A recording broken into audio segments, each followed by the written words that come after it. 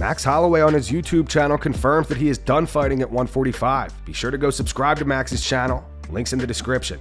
And the big question right now is, was that your last fight at 145? You guys kind of saw me touch upon it in the press conference, and I can honestly say I think I'm done with 145. Your boy is, like I said, we're only getting older. I've done 33. This cut was, no excuses. This cut was easy, bro. Shout out to Tyler Method, shout out to my wife. They helped me make this cut really easy, but it takes a toll cutting weight, period, and whatever weight you are. Like I said, I had to give up ramen for my 45 cams, so I'm done with that. I don't ever want to give up ramen again. 155, here we come, and 155 is where I want to stay. This is a new chapter. This is where we start. This is where we begin, and I'm super excited for it. I cannot wait, like I said, never say never, but I can honestly look you guys in the eyes and tell you guys, I'm probably not ever going back to 45. I loved what I did. I did what I did. I did what I had to do there. At UFC Edmonton last night, Brandon Moreno defeated Amir Albazi via unanimous decision. After the fight, Moreno says to expect more amazing fights from him in the future. Yeah, I mean, I don't know, I just feel amazing, It's crazy how my life is going, like, with a lot of ups and downs, but now everything is sweeter now. It's much better because that for all the experience, for all the past experiences, and I don't know. I wanted to show that to the world tonight. Like show how good I feel right now, and give an amazing performance from the people here in Canada. It feels amazing, I mean, I was saying, like, in all the fight week, like, hey, I feel amazing, I feel really good. All these months out of competition make me feel much better. But I mean, I wanted to put that with a good performance, I wanna mix both things, because if not, nothing makes sense. So, but I mean, I did it. I did an amazing performance. I have an amazing statement tonight with the flyweight division. And I'm still here, that's the best thing ever. Like, I'm still here. Brandon Moreno has more amazing fights in the future, and that's it.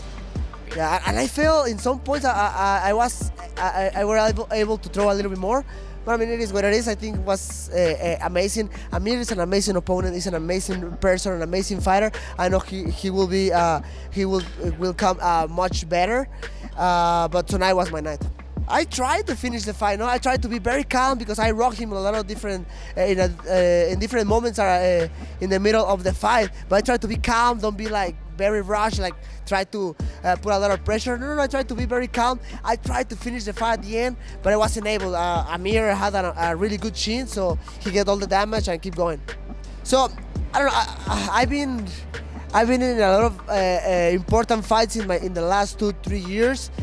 That's why I took a time out of competition, because this new version of Brandon Moreno is gonna take the belt back. He's gonna make amazing fights for the people, and I'll be ready. Obviously I want to spend some time with I still spend some time with my family in Christmas, because I've been fighting like in the last 2 years, like fighting in January and February. So I don't know. I was on diet with the people eating a lot around me. So I want to enjoy a little bit with my family, but I'll be ready. I'll be ready for whatever.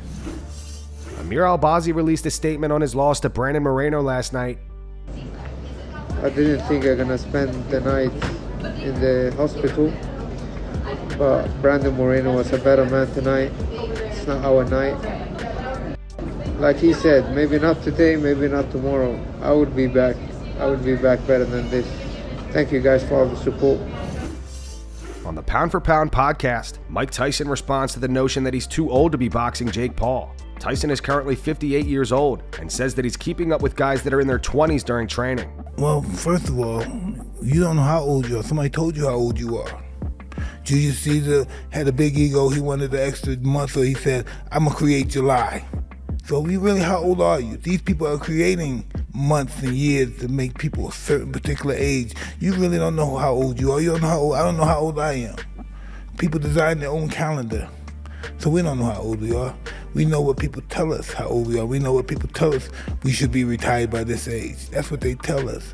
Our man's biggest downfall is to believe he has limitations. And that's what we do when we believe we're a certain amount of age. I don't think I'm 58. Do you think I feel 58? When I'm fighting them young in the gym and they're bashing me, them big, strong motherfuckers, I'm bashing them back. You think I feel 58? You think they're not trying to hurt me in that gym? Yeah. So they can get a reputation? Yeah. Young 30, 28-year-old motherfuckers. Yeah. No, they ain't getting nothing. And that's an interesting point that you bring up, because that is something that, like, we're in a place where we're kind of, it's being thrown around at us. Oh, no one's won a title over the age of 30-something or something like that, and they're saying, okay. Because no one believed they could, because everybody told them that they couldn't. That's why. Exactly. And they keep saying, oh, you should retire. You guys should retire. You guys should retire. But I don't feel like I should retire. I'm in a place where mentally I can still do this. Mentally, I still want to get up and do the work. 100%. Listen, I lost. I got beat my last pro fight when I fought. I lost. I got beat. I stopped fighting for a while. I recuperated. Hey, let's do it again. Let's start all over. Now we're doing it again at this level. You know, you don't have to stop doing just what you love doing. You know, you don't have to stop doing it. Just by the grace of God, this guy Jake Paul came around. You know. Okay, now you say by the grace of God. Why do you say that, Mike? Because he made noise. He caused for people to hate him, and nothing's more. And he brings in the. Well, that's from hate. There's nothing more. There's no bigger finance than hate. Hate sells more than love, but love is more powerful than hate. Whoa! Herb Dean discusses early stoppages and how important positioning is when refereeing. On the Jackson podcast, Rampage tells Herb that he wishes he stopped his fight with Rashad Evans early when he was ground and pounding him. Do like fighters who think that you stopped the fight a little bit too early, do they ever come up to you and say something like after the fight and stuff? Yeah, and I've had it over the years, and I've had times where they go, you stopped my fight too early. And some of them back, I watch and go, okay, I could have given him a chance. And then sometimes, you know, I'm not going to tell you which ones. I get beat enough. I'm not going to hand people a stick. But, it happens though. Yeah, but there's some, and I can go back and I look at it and I adjust what I'm doing, because a lot of the time, just like fighting, refereeing's position. You know what I mean? And so I have to think about why I was in that position, why I wasn't in that position. And so sometimes I might get there and another punch might land, but I have to adjust my position, because like I don't want to get there and pull somebody off and I can't really see what's going on.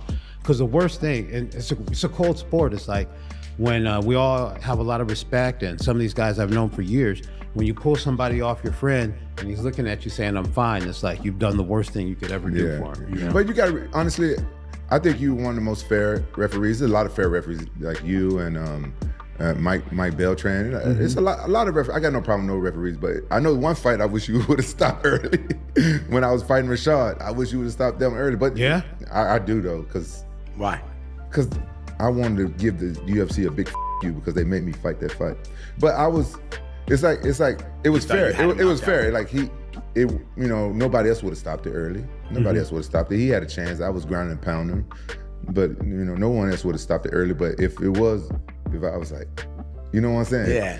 Yeah. He pulled my shoulders, but he couldn't see that. Oh. Okay. Did you ever see that? No, he couldn't see it. I don't remember. That's a long time ago. I'll go watch it. Yeah. But I tell you what I do remember. I don't know if you want to hear this, but you know, it's a couple of moments. You have a lot of the biggest moments that are like crazy athleticism like that when he stopped Randleman, and of course that big slam and some other things. But I will say that takedown, that one shot he shot on you, that first one. Rashad? Yeah, that was one of the most explosive shots I've seen. Yeah. He was desperately trying to get me down. After defeating Rose Namajunas last night at UFC Edmonton, Erin Blacnfield says that she'd like to fight Alexa Grasso next. It feels so good to beat someone that I've been looking up to for so long, and it was such a tough fight. I was really happy to get that win. You know, I feel like that third round was like a turning round. I got that takedown, and then I knew the fourth and the fifth. I got the takedown in the fifth, and the fourth I felt my striking was coming together. So I think the 5 rounds is perfect for me. Yeah, you know, I think I was staying a little tighter. I mean, I definitely still got hit some, but I feel like I was able to catch some elbows that I've been working in camp. You know, Rose is a very great boxer, so I felt like I was able to at least hang with her there. No, she was solid, just like I thought she was going to be. I just had to find my rhythm. Yeah, I think that fight's perfect because I know she doesn't have any fights coming up. I just won this fight. We're both are going to need fights soon, and I know we're both going to want to get that title again. Well, she wants to get it again. I want to win it for the first time. So I feel like it just makes sense. Yeah, I was trying to be patient the rest of the fight, not run into any of her strikes. I know she has power, and I didn't want to get put down by that. But the 5th round, we kind of stayed patient the whole fight, so I knew she wasn't going to expect that, and we came out hard.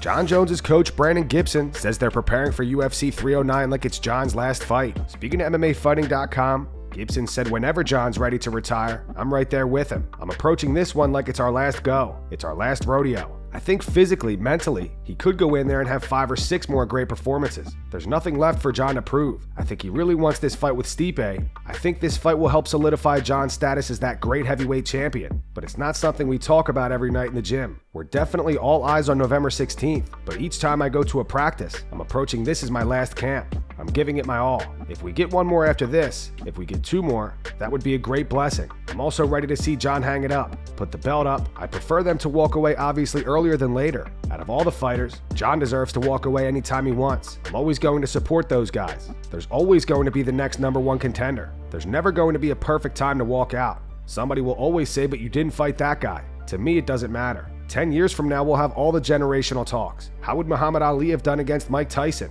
How would a Tyson do against Tyson Fury? There's always going to be those types of discussions that will come down the road too. There's always a lot of what ifs in this game, but what I do know is November 16th, we'll be standing across the cage, across the octagon from Stipe and his great team. That's what we're focused on.